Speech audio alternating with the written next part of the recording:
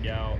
And then it's not an excuse to lose, but I think in today's college football, you have to be able to handle adversity. You have to be able to handle, a tough loss. Like, things are going to happen along the season. It's almost inevitable at this point with the conferences and the opponents and the landscape that we're moving towards. And I think that mature teams with good leadership, like we have here, will be able to handle that, bounce back, and play our best ball at the end of the year, which is what we pride ourselves on and what we want to be able to do. Coach Longo was talking yesterday, talking about some of the interceptions the last few weeks, talking about kind of decision making against zone in particular. Just as you reflected over the bye, like, what are the things that you can kind of tweak and figure out to eliminate some of those things? Yeah, it's just decision making, and it's one of those things like, quarterback position can drastically affect the game on every snap.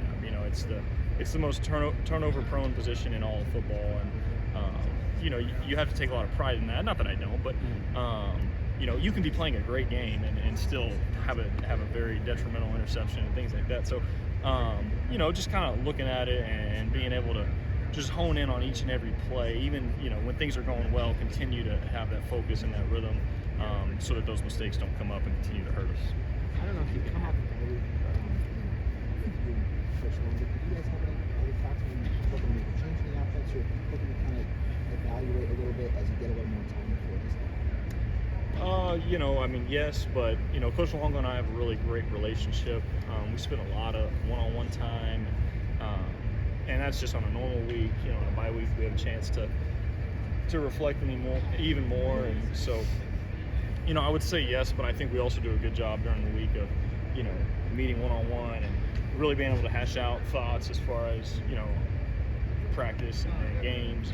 Here's what I like, here's what he likes, here's what he wants out of me, here's what he wants out of our offense. So I think we have a good kind of rapport in that realm. I don't know if you can think this way during the season. I imagine you probably can't, but I'd ask anyway. Just, do you ever look at what I'm doing now setting me up long term for this program? Like, do you ever think about, am I putting enough on film right now to potentially be the guy of the future, or is that not a thought that you feel like you can have at all during the season? It's hard to really think about anything past this week. You're playing the number one team in the country, so to try to worry about anything other than that, it is tough. But at the end of the day, there's no doubt in my mind that I'm the guy to lead this team. I have a lot of confidence in that. I take pride in that. We all work our tails off. Things may not always go our way, but nobody wants it more than myself and the guys in the locker room, and that's what we're all working towards. So that's what we'll continue to do. What do you like about taking on the number one team in the country at this point of the season after a bye, after a tough loss? Yeah, like I said before, just an incredible opportunity. You don't get to play the number one team in the country every week. I've kind of been lucky. When I was at Mississippi State, we hosted Georgia when they were number one. Last year, we hosted Ohio State and they were number one the next week.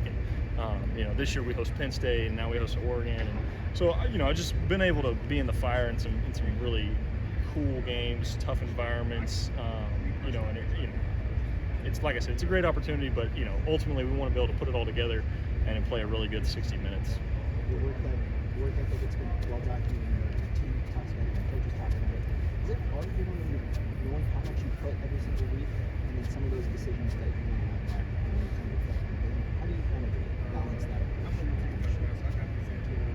Yeah, it's obviously hard when you don't get out of yourself what you're capable of and what you want to get out of yourself. But this game and this grind is really all I've ever known. And it's really not. I don't view it as a grind. I think when you love this sport, it doesn't feel like work. There is things that are hard, but it's something that I operate the way I operate because I love the game. It's not.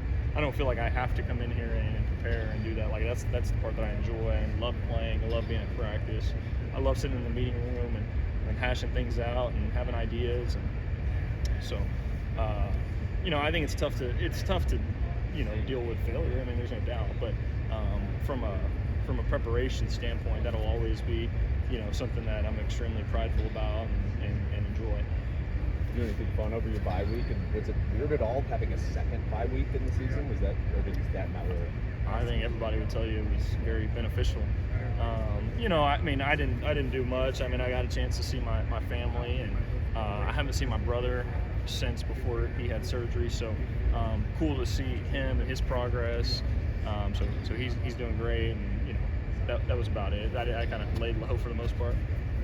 I mean, first down the last couple weeks has been kind of a boomer bust play for you guys. You were able to make some big plays, but probably more zeros than you guys would like. Just how do you even that back out to where it was in the middle of the year, where you were pretty consistent on that down?